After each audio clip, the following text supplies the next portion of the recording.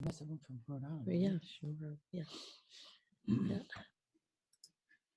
Okay, I just muted everyone and we're going to start now. My name is Richard Waring. I'm a member in proud standing in the PoemWorks community, which was started by our beloved mentor, Barbara Helfgott Hyatt. And I've got a couple of little tidbits before we get started. Isaac Bashevis Singer says, "The wastebasket is the writer's best friend." Linda McCarston says, "Childhood is the barrel they give you to go over the falls in." And Stanley Kunitz says, "The first job of the poet is to create the person who will write the poem." Well, tonight we have two fabulous poets, and then we'll have another fabulous round of open mic readers. We have 14 people signed up so far. We could take a few more if needed. Send me a note in the chat. Our first featured poet is Mary Lou Maloney, a poet and former lobbyist for the ARC of Massachusetts, an organization that represents people who are developmentally delayed. As a first-generation Irish American, her writing often focuses on her upbringing in Rhode Island in the Roman Catholic Church. She received her undergraduate degree at Regis College and her master's at Boston College. Mary Lou's latest poems have been published in Constellation, Lit Break, Lit Poetry Review, and Third Wednesday. Her book, Legs All Shining Down, came out from Lily Poetry Review Books just before the pandemic. She resides in Boston with her husband. Please welcome Mary Lou Maloney.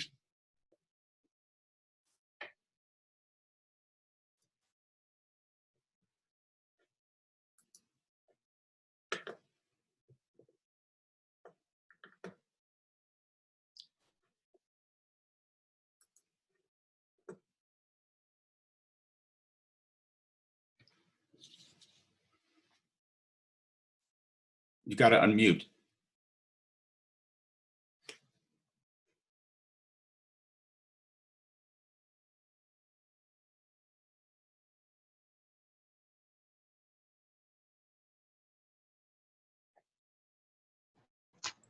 She has an assistant.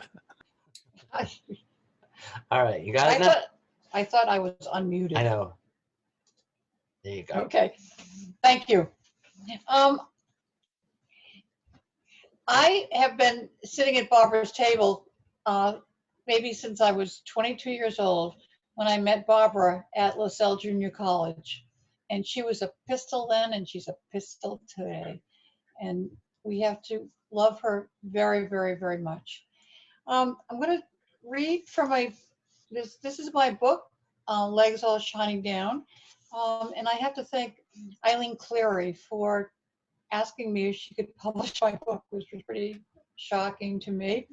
And I'm thrilled to be able to share it with you. I'm going to start with the Ceilidh.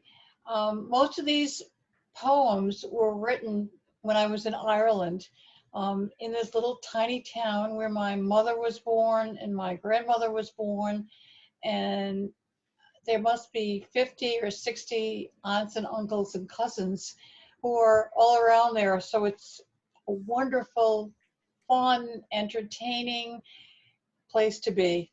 Anyway, a Ceilidh. After Mass on Sunday, the Kelleher's and the McTagues stand at our door. "Ah, how are you?" says Aunt Carmel. "Would you like a cup of tea?" Neighbors soon pack into the kitchen. 12, 14, 18. The kettle boiling, Guinness pouring, fire roaring. Tomatoes and eggs and beans begin to feel the fire. John Hugh picks up his fiddle. Mary Kate joins in, and soon we're singing, "'Twas better to die beneath an Irish sky than sulphur or cider blue." Carmel puts on her hard shoes, jumps into the treble reel in full 6/8 time. Tommy Kelleher is right behind her with a treble jig. The smokers outside watch a herd of cows shaking their tails. No one pays attention to a sky with a wild streak of chartreuse dying to amuse them.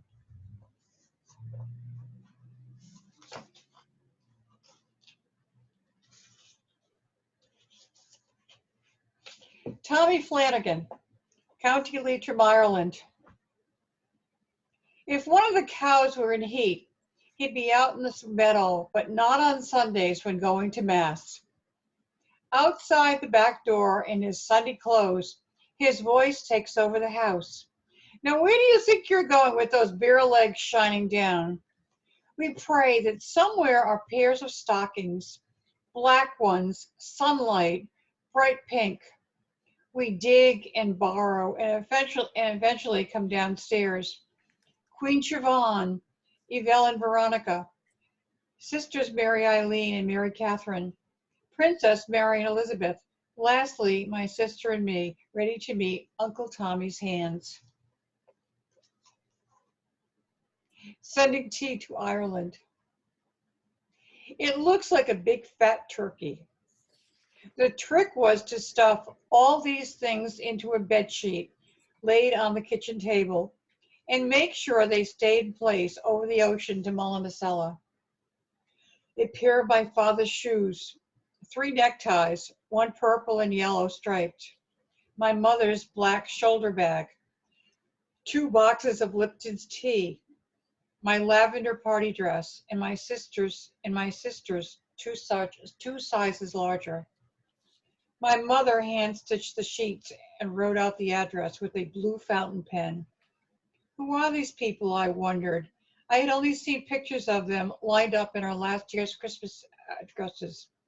When it arrived at the tiny village, Patty McGuire rode his bicycle to my aunt's house just to say so.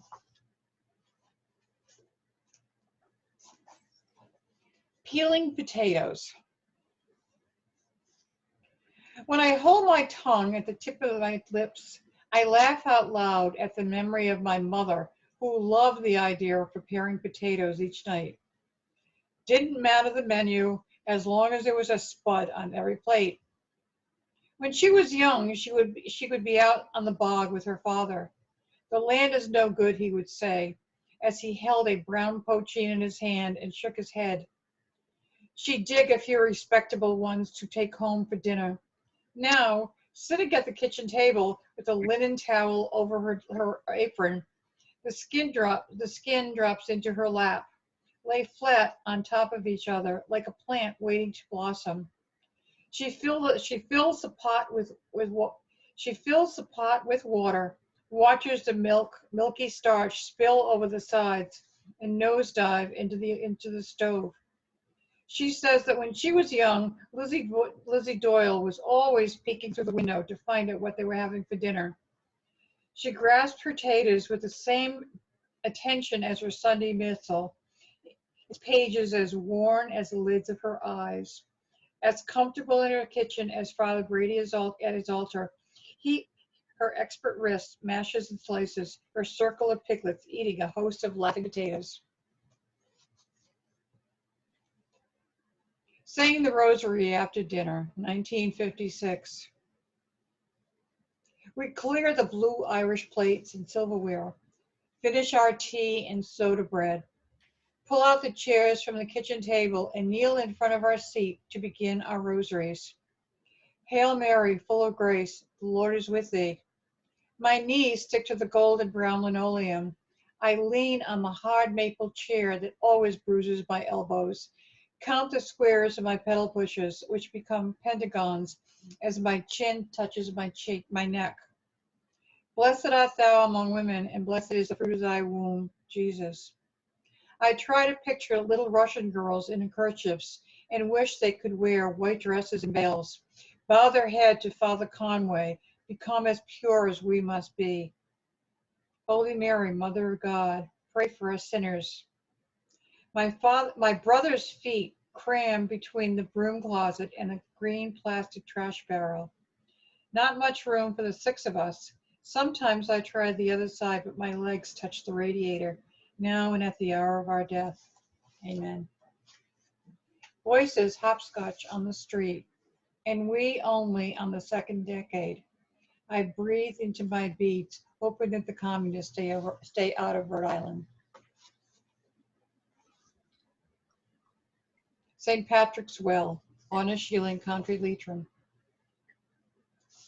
St. Patrick, inside a forest of overgrown elmwood, oak, and moss and saplings. He stands 5 feet, his right arm held out as if he is blessing all who join him. He's quite content in cement and stone, eyes glimmering as if it's the first time he's seen us. His jacket clutches his neck.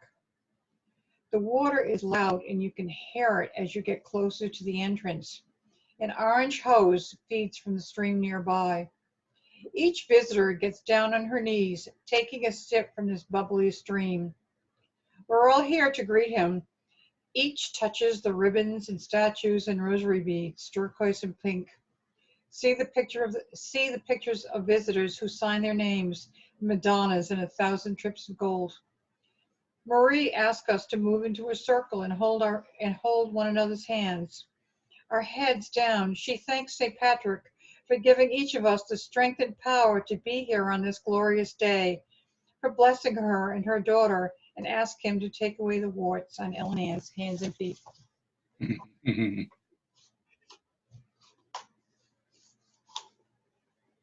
Father Brady asked Ellen Ann if she'd join him for First Friday Mass. Father, I'd have to go to a funeral in Coot Hall. Not a bit of worrying. I'll be over on Thursday and bring you communion. Oh, please, God, I don't want to go down on my knees in my old kitchen with Father Brady giving me the blessings. I don't mind when I'm in church, but I don't want him pestering me, thinking he's doing me a favor. I won't have to make him tea and toast and listen to him blathering. I could go to the cabbage patch. I can go to the cabbage garden. Be far enough from his lordship. He will think I went to a funeral in Coot Hall. I'll bring my writing with me and a few pens. I owe a letter to Josephine in Newcastle and one to Molly Maloney.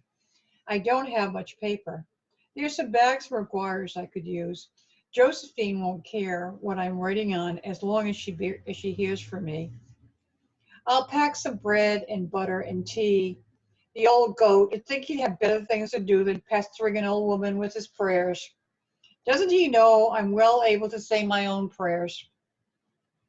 Also, I need a pillover. There's a cold breeze from Golden's Corner, and it can bring some terrible evil. It was Father John Heron. He knew better not to be bothering me like I had some old half-dead whack dying for his company. The wake of Ellen Ann Riley. Father Fitzgerald attaches his handwritten note to her front door. No unmarried ladies in the corpse house, and no smoking, no drinking, no blathering. The married women sit with her in her room at the top of the stairs where her 6 daughters were born. They take off her brown checkered dress, her slip and underpants. She wears no bra. They rub warm oil on her body, a bit around her eyes and cheeks, massage her feet and legs. Each woman says a Hail Mary as they put on the corpse dress, white and a picture of Jesus over her heart. Her husband Josie motored his way all the way into town to get it. Downstairs to Stories. She was a funny one. She cried when Marie was leaving for the convent. The night got longer and the crowd moved into the living room. Josie put out 4 quarts of whiskey. Her daughters serve potatoes, beans, and a ham. Some pass around a pint. Poor Ellen Ann dead in her bed. Anthony McCaffrey before leaving for the dance. His mother carries rosary beads in a pouch around her neck. Anthony knows he'd better get out the door or she will have him on his knees. Oh, it is poison. 100 times he is slicked and pressed and dreaming about Bridie McTague, and here he is, elbows on the chair, knees on the cold floor, his mother saying the first sorrowful mystery, his father the next. Anthony's cutting the times the cows flip the tails, giving him the eye. And then the trimmings. 3 Hail Marys for poor Aunt Kate. An Apostle Creed for dead baby Seamus. An act of contrition for Anthony, who prays only he could wrap himself around Bridie, humming to her ear.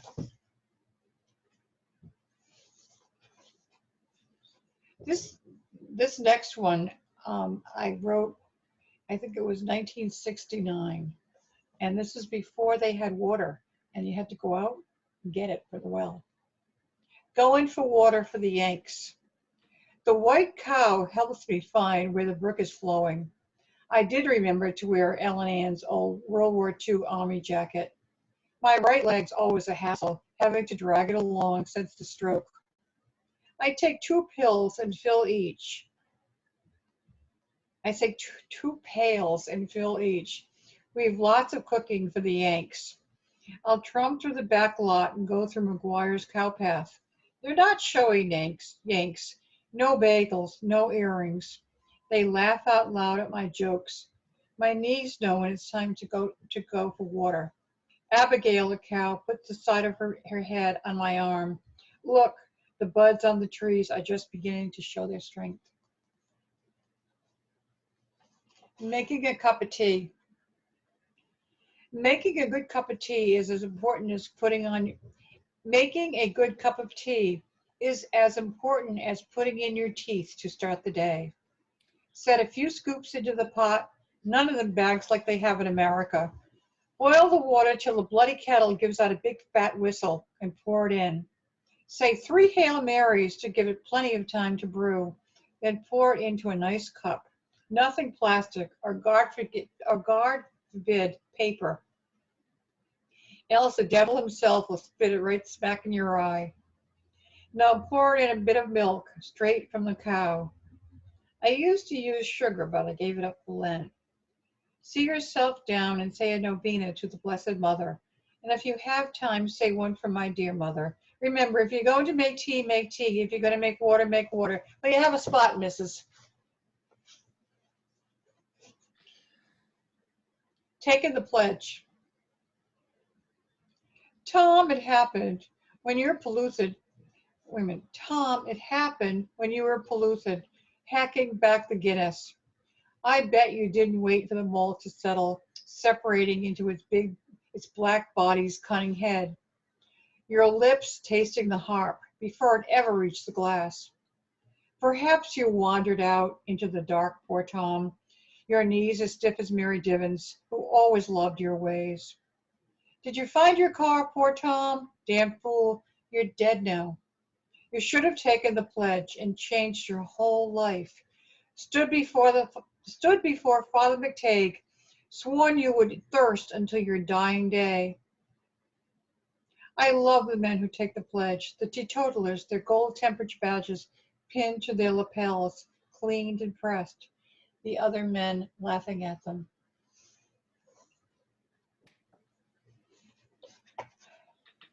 Waiting for Mr. McNulty. Half the men of the county arrive at Mount St. Joseph's Hospital just to see if Mr. McNulty makes it through the night. Each man, alone in the driver's seat, looks for a sign from the car at the head of the line to see if he should wait all night in the car or begin the journey back to Mr. McNulty's. Hands signal each other as a new man joins the line. They see in their rearview mirrors. If Mr. McNulty lives, a trail of cars will return him to his door. If he dies, then the men will wait for him, and slowly the cars will follow him past stone houses and past the cows of O'Rourke standing in the middle of the road until Patio comes along with his squatter to move them back. Finally, the men, 30, 40, 100 arrive, and the whiskey's open. The grieving begins. Visiting Mary McTannon's corpse house. It was the neighbors who took charge. not the 5 sons who were too close to the dead and required to grieve. The McTiernans here parted and slicked back, greeted us as we came in. The house, the garden, and car park were full. Cars all the way up the lane and into the car shed. The kitchen was stuffed with people to chat up. And then we went to the upper room. We heard stories about Mary sewing for the gentry, known mostly for spilling ashes on from her cigarettes on the wedding dresses she was making. We drank tea, helped ourselves to a supper of ham and eggs and beans, stayed on our best behavior till Veronica winked at the ashes story, and we all started laughing. We bit our cheeks, put our head down, disgraced, until Lizzie read and decided that Colette would get Mary's ring. She asked no one. Veronica started to cry. She wanted Mary's rings. Mary hinted that she would love one of Mary's dresses. No one replied. After the funeral, big tubs were hauled in to wash Mary's clothes. Then we placed them in a plastic bag so that no one could touch them. So that is my presentation on the Irish, depending on what decade you're worried about. And I also want now to just read 2 of Barbara's poems. These are poems that Barbara wrote. When I met her, she said she had so many poems that were in her home in Boston or whatever. And I think in the end, she really did an amazing job. And also Alexis really broke the bank with all of her wonderful help. This is when she was a child that she wrote this. And you have to remember how forceful Barbara is, how much she cursed us while we tried to write the very, very best poem, because she wanted us to do the best we could. Report card. Barbara is not a good citizen, Miss Bloom wrote. Aren't I the one who helps the others in Curvis writing? Don't I always stand as proud as a flagpole on the auditorium stage on Veterans Day? Isn't that American enough? I am First Lieutenant of Safety Patrol, first girl ever to hold a post, busiest corner, Massachusetts Avenue and Pacific, spreading my arms out like gull's wings. I glue my eyes to the light. Red, yellow, me standing the tallest by green. Snap, and I turn sideways, waving my starched gold button gloved hands for the other school children to cross. Sometimes I have to count on Nick, the traffic cop, to stop a city bus for me. The whole world waiting, and I, the law's white harness girl, with the spit shine badge. When I say go, everyone goes.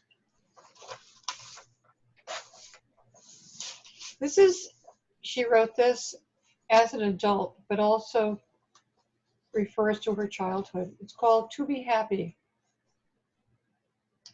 Can we always believe our own eyes? And why not? And mustn't we? For who are we if we do not? Obey yourself is the final lesson, though many of my teachers thought otherwise. Barbara, be quiet. Barbara, sit still. Barbara, do not tend to your neighbor. Janice will find a pencil for her. Obey yourself. I'm thinking now that I'm grown and life has had its way with me. Know thyself, a Greek said. Head thyself, another. Go on and be bossy. Tell yourself what to do and do it. It's the first intention that's the hardest. Make lift up, then force yourself eyes to see it. Look up, then bend to your task. Harder, hotter, hardest happy. Amen. I wanted to also say for those of us, so many here who have been part of PoemWorks, if you are doing a reading, to also add some of Barbara's poems. It's very important that we get the word out and we figure out how to publish Barbara's amazing book. Thank you. So wonderful. Thank you so much, Mary Lou. That was really incredible. I loved all your work, and I loved how even when making a cup of tea, you're still a Roman Catholic, saying the Hail Marys a couple of times for it to brew. Unbelievable. Just so wonderful and so That alive. was my mother. Thank you. Well, up next we have Paul Hostovsky. His latest book is Deaf and Blind, Main Street Rag, 2020, and mostly forthcoming from Future Cycle Press in 2021. He's won a Pushcart Prize, 2 Best of the Net awards, 5 poetry chapbook contests, the Future Cycle Poetry Book Prize, and the Comstock Review's Muriel Craft Bailey Award. His poems have been featured on Poetry Daily, Verse Daily, and the Writer's Almanac. Paul makes his living in Boston as a sign language interpreter. Mostly is his 12th book. And I would like to add, as I have at certain other readings that we've had, a quote from Paul. He says, "Poetry is the kind of thing you see from the corner of your eye. It isn't life itself. It's a byproduct of life. And if you look at your life a certain way, you will see the poetry. If you look straight at it, you can't see it. But if you look a little to one side, it is there, like a star." Please welcome Paul.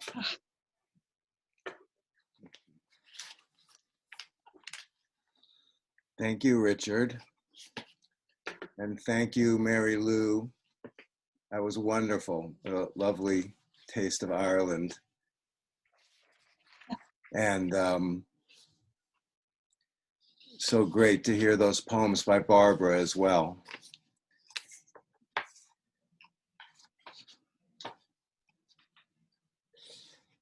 I think I'm going to read some poems from my brand new book, Mostly, which it's called Mostly, which should be out next month. This first one is called Good Book. Sometimes you can't not put the book down, to save it, savor it, smile and shake your head at just how good the writing is in certain places, just how fine the choices are in the uncertain ways, the beautiful lost ways you trust a good writer to see you through. Can't not put the book down, to look up a word you don't know, or a word you once knew but can't quite place now, like a face you recognize but can't say how you know the one it belongs to, even as you find yourself falling in love with that face, wanting to know it through and through.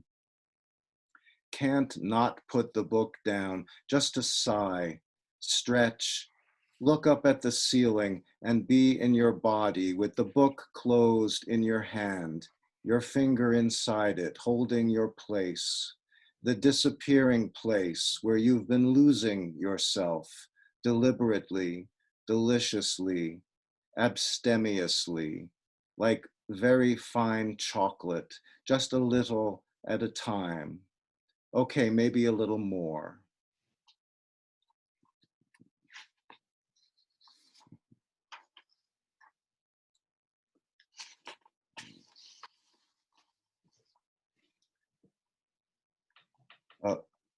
I try to write a little bit every day, and sometimes the only writing is letters.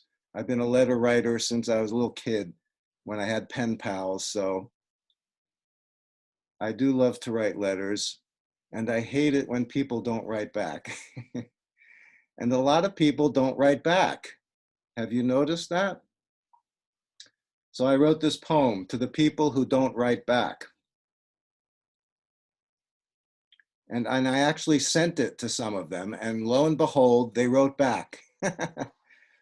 So who says poetry makes nothing happen? Was that Auden? That was Auden. He was wrong about that.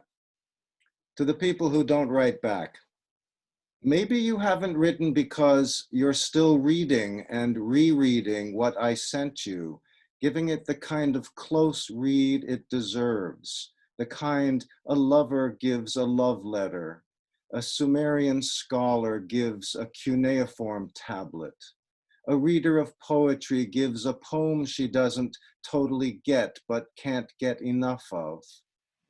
Or maybe you haven't written because you're still writing, still agonizing over the right words, deleting the superfluous poignancies, rethinking the commas, looking for better verbs, discarding sentences, whole paragraphs, then starting all over again. Then again, maybe you haven't written because people don't write anymore, let alone read. Letter writing has gone the way of candlelight. They're shouting short form copy from the rooftops and the laptops. The mailboxes are disappearing, and so are all the letter writers and all the English majors. And the English language itself is shrinking at the same time it's expanding, not unlike the universe. Plus, the children no longer collect stamps, nor even know in which corner of the envelope to affix them. Maybe you haven't written because there is death in the world, and evil and email in the universe. Maybe you're dead. Or maybe I haven't heard from you because I'm dead and just don't know it yet.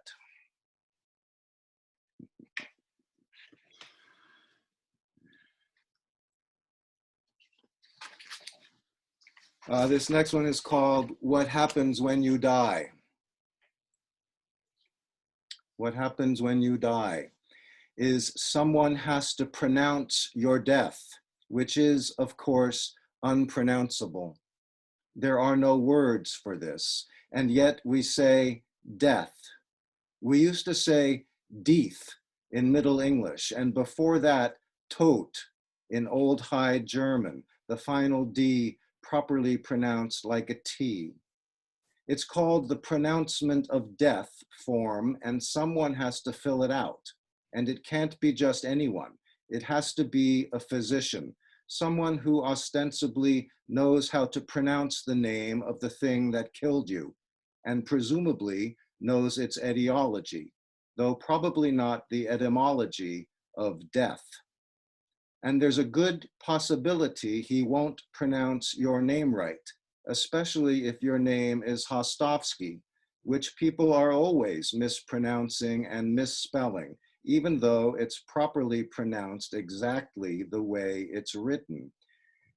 Anyway, now that you're dead, it is given to him to pronounce it. And then there are lots of other forms to be filled out. There is the death certificate and the cremation form, and the union and pension forms, and the Social Security form, and the bank account reconciliation form, and so on and so forth. And so there will be the sound of writing, a sound you loved well when you lived and wrote. That productive sound of putting pen to paper. There will be a lot of that when you die. And even though it's not the kind of writing you would choose if it were up to you, still it is writing. And in that, if nothing else, you can take some solace.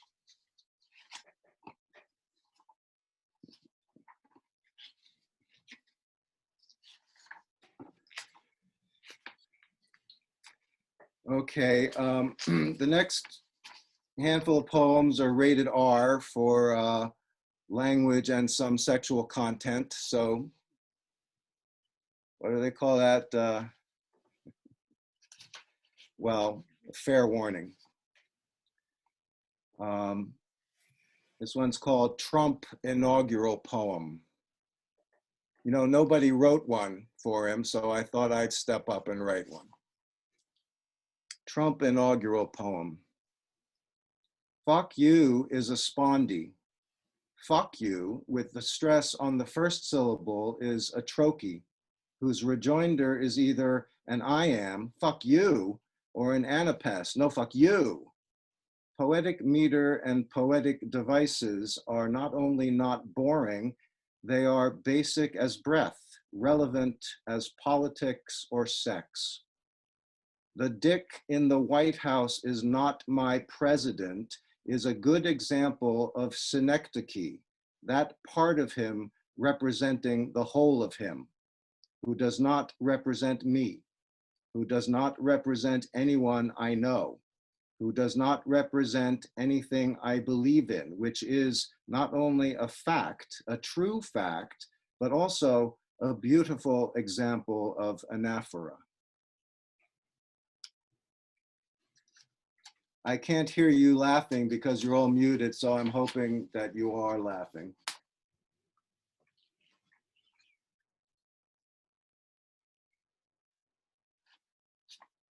This next one is called Grr, Grrrrrrrr, Grr. I love the grouchy words, peevish, irascible, fractious. I am all of them, crabby, morose, snarky, and more. I hate the phrase and more. It's so American, so manifest destiny. I hate all the increase, all the excess, all the productivity, the abundance, the stuff, the shelves upon shelves, and the free shipping. We're prolific as fuck, and I am such an asshole. I'm surly, tetchy, moody, nasty, and gnarly. I admit it. I revel in it. I'm querulous, captious, and vindictive. And it's not just the adjectives I love. I love the verbs too. Lower, glower, growl and glare, and snarl, and more. My stepdaughter gave me a t-shirt with Grumpy on it. You know, Grumpy of Seven Dwarfs fame. I love it. I own it.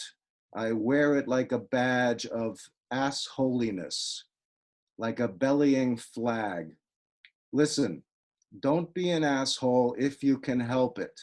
But if you can't help it, help others to understand the assholes. Be an ambassador of assholes. Wear it on your sleeve, on your chest, on your boobs. Wear it on your belly, because you can't be what you want to be if you can't be what you are first. So go ahead, be that way. And if you don't love yourself, try loving the superabundance of pithy words for describing someone as hateful as me.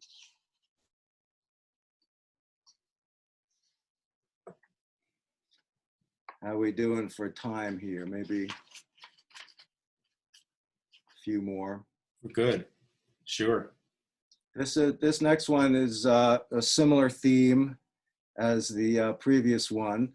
You know, spring is just around the corner, and I know most people are celebrating. I, for one, like winter. So I'm sort of mourning that winter is over and that or almost over, and that the snow is melting. I am not looking forward to spring. And I know I'm in the minority there, but that's just how I feel. And so I wrote a poem about that. It's called Vernal Scrooge. Vernal Scrooge. And it starts with a line from Swinburne. The hounds of spring are on winter's traces, and I hate a slobbering dog. All this mucus and affection is making me sick, not to mention the ejaculations of the junipers, oaks, and alders, and maples. I can't stop sneezing, and I'm all congested. The erectile tail feathers of the wild turkeys, the way the males display them proudly to the females, leave the females unimpressed. I too am unimpressed with spring and all its fecundity. I miss the white lie of the noiseless atoning snow, the brown study of the bare ramifying trees, the long, cold, invisible diapause of the insects. I hate to be a buzzkill, but the bees aren't disappearing fast enough for me. All these propagators and multipliers, the springtails dropping their sperm on the ground and just waiting for the females to come and pick it up. They can all go fuck themselves. You can all go fuck yourselves, you lovers of spring, you gardeners and joggers and dogwood huggers. I say there's too much sex in the world, too much fruitfulness, too much seed on the wind, too much pollen in the air, and much too much begetting on the ground. I'm getting too old for this. I'm staying in and counting the days until fall.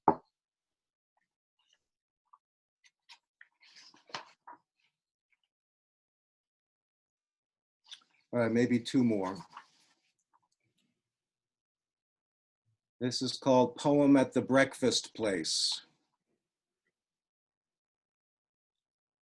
And it makes reference to, I don't know if I should say this, I guess I should. It makes reference to a poem by Rainer Maria Rilke called Archaic Torso of Apollo, which is quite a famous poem. The last line of that poem is, Du musst dein Leben ändern, which means you must change your life. So it helps to know that when hearing this poem. Poem at the Breakfast Place.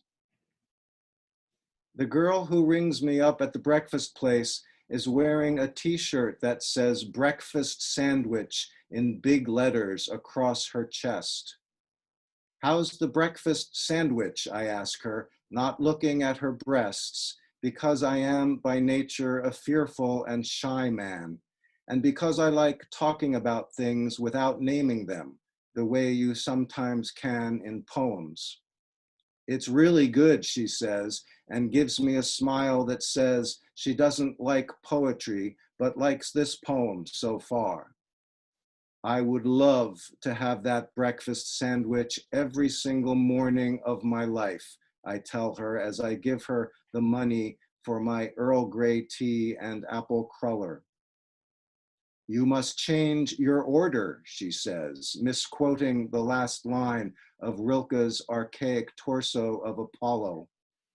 I look down at my cup, my cruller oozing apple, then furtively at her lovely young torso.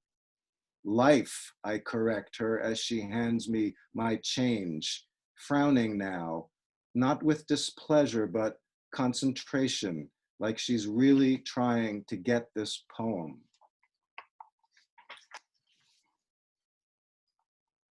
And this, I'll finish with this one. This last one is called Indolent. If you're going to get cancer, this is the one to get, said my radiation oncologist. It isn't the aggressive kind. It's what they call the indolent kind. Hell, you'll probably get hit by a bus before you die of this thing. And he looked out the window. And I looked out the window. There was a bus stop across the street, but there wasn't a bus. And there were no people waiting for the bus. Nevertheless, it was a bus stop the way the cancer was a cancer. It was official. You could look it up on the Transit Authority's list of city bus stops, and there it would be, number 39 on the corner of Walnut and Peabody. You could go to radiation oncology, and there I would be, 61 with my cancer, the one to get, the indolent kind that misses the doctor's appointment because it missed the 39 bus, because it couldn't get out of bed this morning, because it was having such a wonderful dream, a flying dream in which, amazingly, just by doing nothing, by remaining absolutely still, suddenly you're flying. Thank you very much.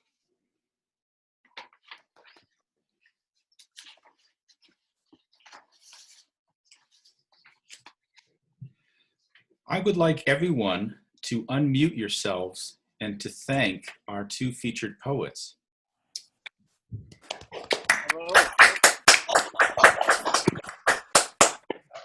Yay. Thank you. Great Beautiful job, work, everyone. both. Very different and very funny and Thank you. very, Amazing. very well done. Funny. Both of them, absolutely. Wow. And I like Mary Lou's because I've been to Ireland and I loved it. And I was there in 90, the year that the Troubles broke out. And it was a real education, shall we say. And I also like Paul's Thank you. angle on things.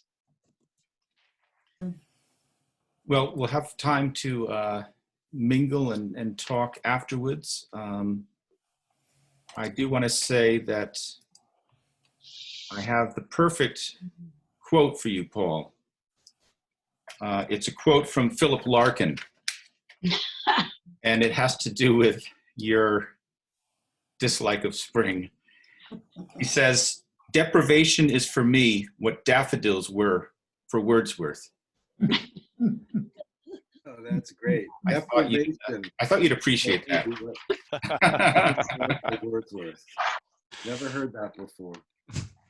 So I'm going to mute everyone, but when I call you to share your poem in the open mic, be familiar with the unmute button, okay? So here we go.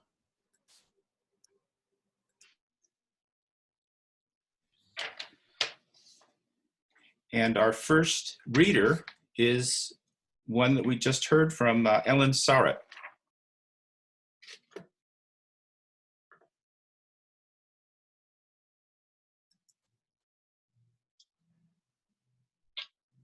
Is that now correct? Yes, you're good. Okay. The title is Snapshot, 6 June 1944. My father was a frontline surgeon from Normandy to Buchenwald. And this is about a photograph. They stand in fading black and white, the background palms and two evergreens, broken crosswise, no sign by what. 4 men and a woman lean, inclined toward one another, a fifth apart, my father, they his team, he their surgeon, standing in his helmet's shadow, staring into someone's camera. Trees, men, a woman against a paper sky, to us as blank as silence. They came by water, but not water as they knew it. This soaking, pitching pull, all foothold lost. Springs, freezing waves of screaming men, overhead screaming planes. Noise started forever, hours until ordered ashore. Beached, the found dead, looking still, astonished, shut. In that churning, these men and that woman who, as dark crosses on their armbands show, did not come to kill. All day and likely into night, tended chest wounds, head wounds, hands fingerless, feet blasted, amputations.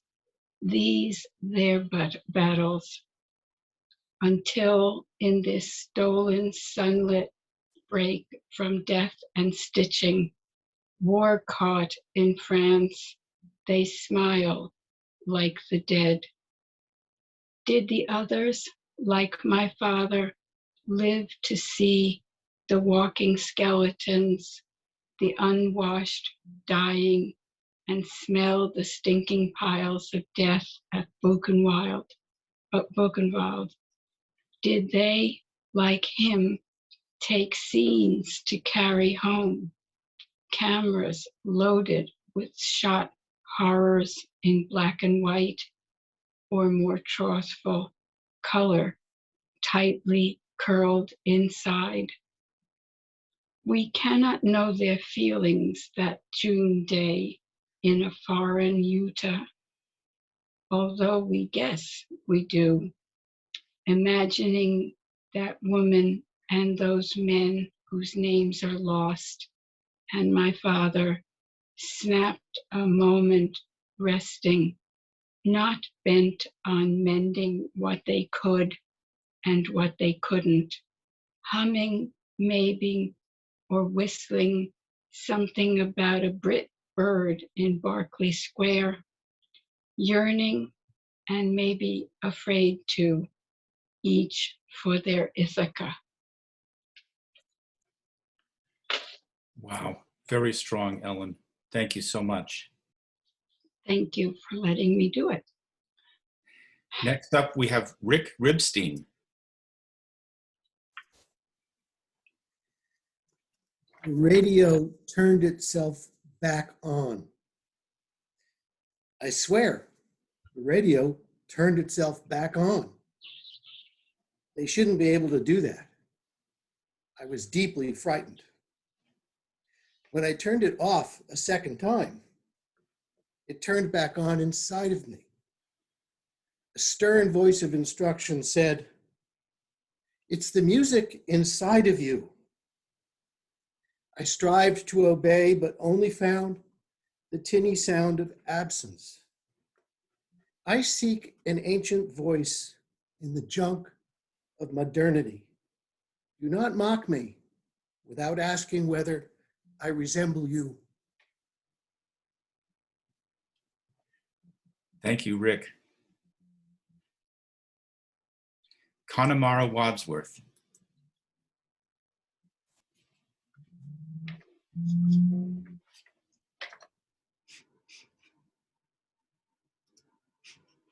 Thank you, everybody who's read. Paul, I enjoyed your poems, especially enjoyed. And Mary Lou, it was just wonderful to hear you. Again, it's been a long time.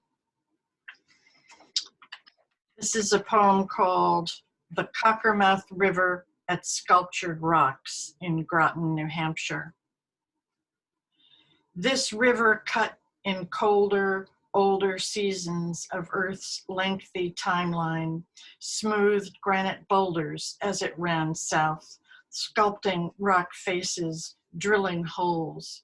Steep ledges near a footbridge power the waters, drawing townfolk, summer people to share its show, its surge and murmur.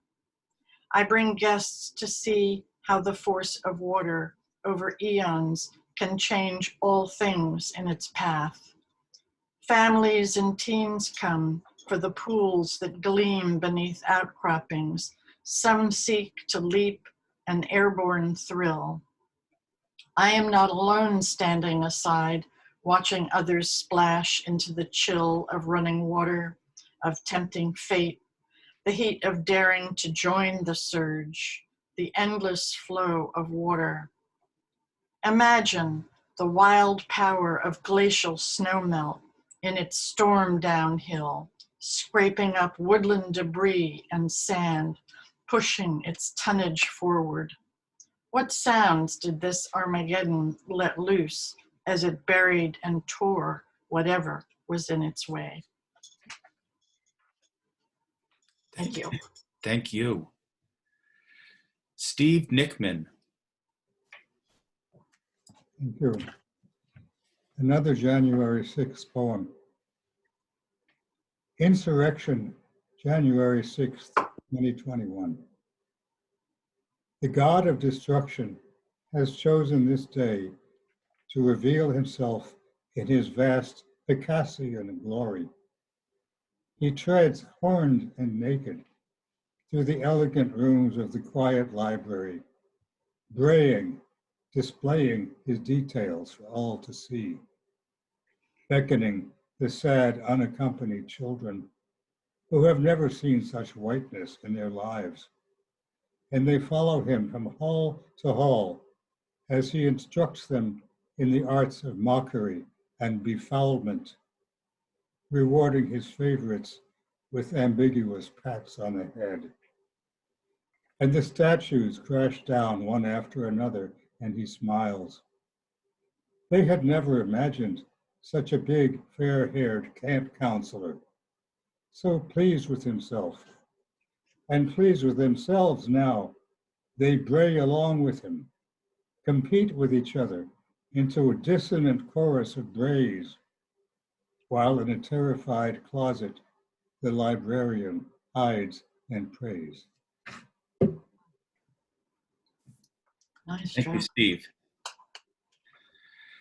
And now straight from Florida, Deborah Diacola.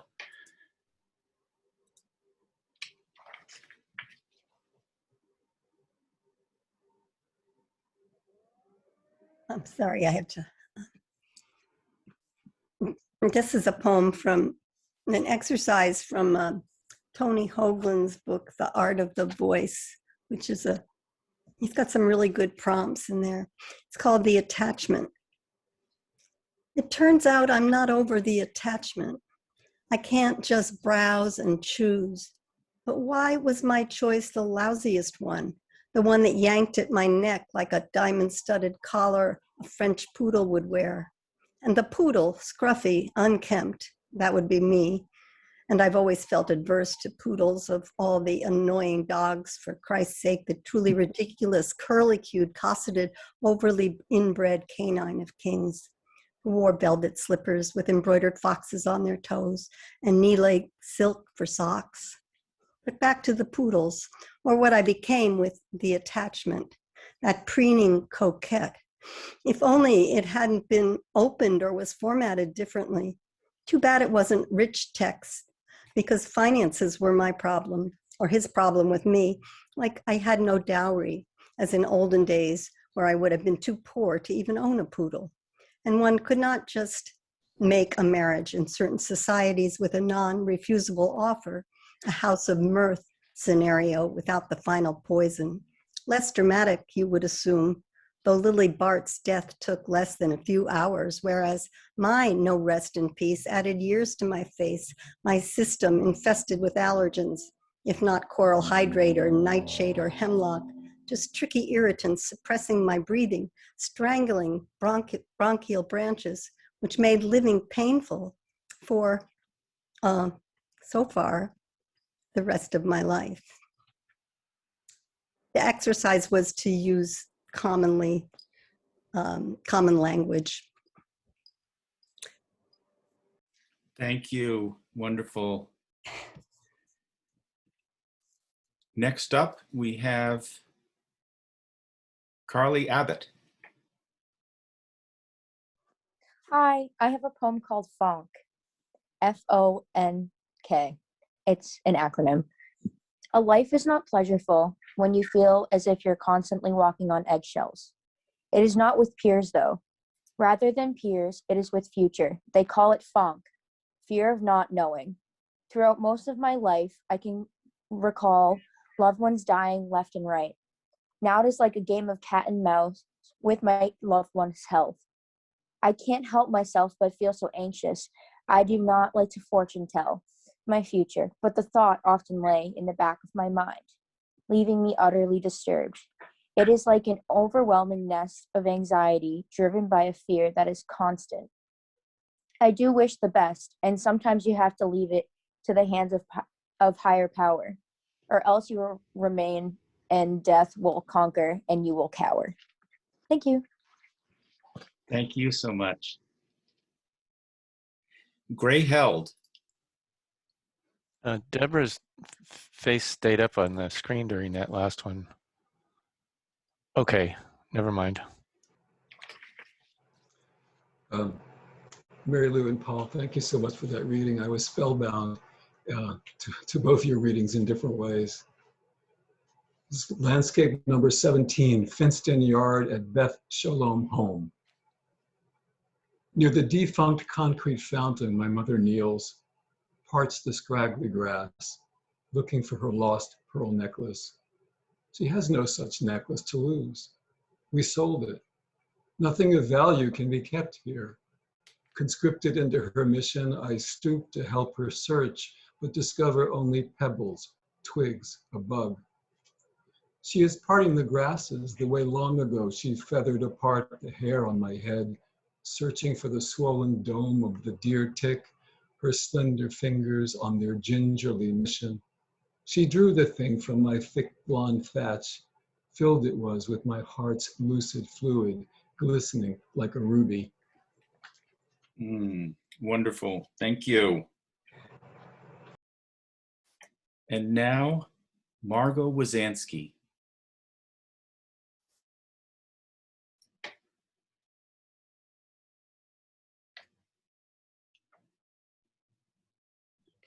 That was a superb reading, both of you. It was wonderful. Speak up a little louder. Fred wants to know if I believe in God. At lunch, he asks me, unironically. A hush falls over our table. No context here for such a question. I could say yes, I do believe in a God I don't comprehend, a wisp, or maybe a force stronger than anything, far from me, outside the cosmos. I can't see what it is, not a him or her, no robes, no arms, no legs. I could say no to Fred. I don't believe in your God. He's too small, too human.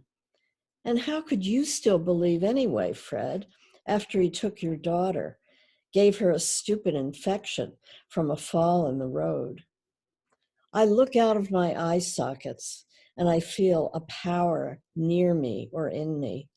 It grabs me when consciousness leaks out of me, grabs me and shakes me alive.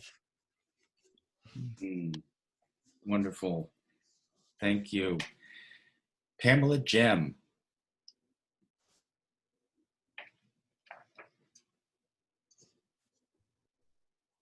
Hi. Beautiful reading, people. Loved all of it. So nice to see you, Mary Lou. I haven't seen you in so long. So this is one of my Willie poems. Anyway, false accusation. Don't accuse me of getting pregnant at 16 because I have daddy issues, Willie. You think daddy issues made me drop out of high school, Willie? You think daddy issues sleep on Beulah's stoop with the baby in her buggy, Willie? Her crying dots the cold indigo night, Willie. She doesn't have a crib, Willie. You run and quail hunt at night, Willie, with your 30-06.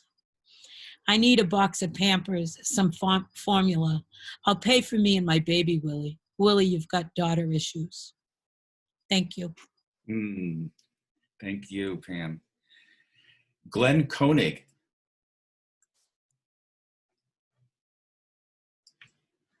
Okay, can you hear me? Yes. Okay, this is, I had three that I had to pick from, so this is the most recent one. It's called I'm Not, and I've been on a sort of a topical bend lately, so this is connected to things I've been working on. I'm not. I'm not black. I'm not proud of ancestors who are said to have owned humans, cannot be owned. Ignorant of them, my childhood was whitewashed. Pearl's soap did not do what they claimed, thank God. But what of now? Something so long ingrained has no off switch. Before the deaths, the money, or the work must be change of heart. No law, no policy, no tax, no rules, no scolding can make any of it. Hearts mend only when we mend ours by hand, one stitch at a time. I'm headed to the fabric store, the heart fabric store. Will you come with me? Thank you. Wendy Drexler.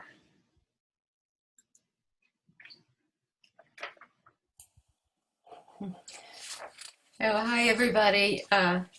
Wonderful reading, Mary Lou. It's so great to meet up with your extended Irish family.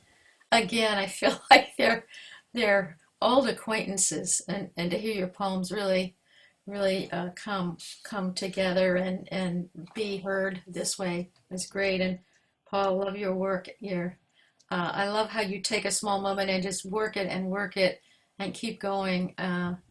The one that braids the Rilke archaic torso is marvelous. That was just really amazed me. Thank you. This is called Traffic Jam on the 405 North. The 405 North is outside of LA. Inside the steel boxes, each little soul is bantamweight, boxing the timeline. Each little soul is brine, frightened and hustling. Oh, people, sheathe each vanishing second in daisies. Estimated time in traffic, 15 minutes, the GPS says. And what a mess we've made of us, 5 lanes wide, the mass and rush of us, smog on the horizon. Exit to Manhattan Beach, a billboard, CNN money's best place for the rich and single. You in the Kia, you in the Jaguar, you in the pickup truck in front of me, your ladder strapped to sacks of insulation. 2 or more of every you in every whizzing car in the carpool lane. My husband and I in our rented Impala. You are a little soul carrying a corpse, Marcus Aurelius said. Little soul, LAX, little soul listens to Bach. Little soul sponges up the minutes. Rabbi Zecher says the Torah is God's written word, that God speaks between the lanes. Wonderful. Thank you, Wendy. Lindsay Allen. Hi, how are you? I think I am muted. You're good. Cool. I just want to say thank you guys. All of you have been a great part of my life, my mom's life, and great job, Paul. And I don't know if everybody knows that this is my mom's anniversary of her book coming out that we never quite got to celebrate because of the pandemic. So this is like really, really huge. And we're just so proud of her, and she's amazing. So this is a fun little poem I wrote with my students, and I'm pulling it up from the computer, so I don't know if you'll be able to see my face, but that's and Alexis, I took a form class with her this summer, and this is a toilette. It's called All the Cuckoo Birds. I have so many cuckoo birds for sale. There are 13 in my pocket. 4 I am selling to a whale. I have cuckoo birds for sale. There are 10 just learning how to flail. 3 of them hop, but cannot walk yet. I have cuckoo birds for sale. There are 13 safe in my pocket.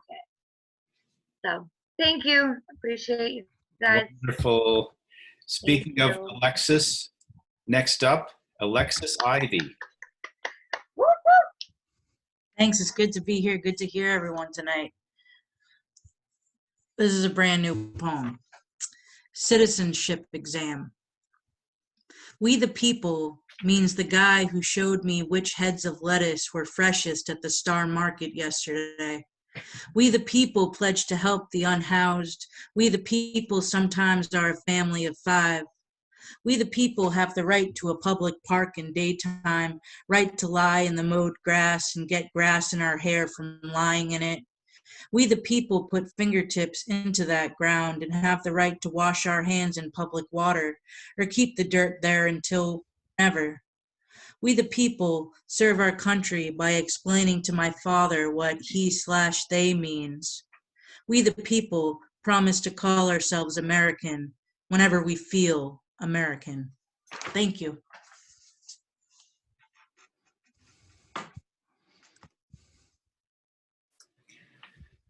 Well, I'd like to close out this section by sharing a little coda. I can't let Rilke go by without sharing this with you tonight. It's called Just Like Rilke.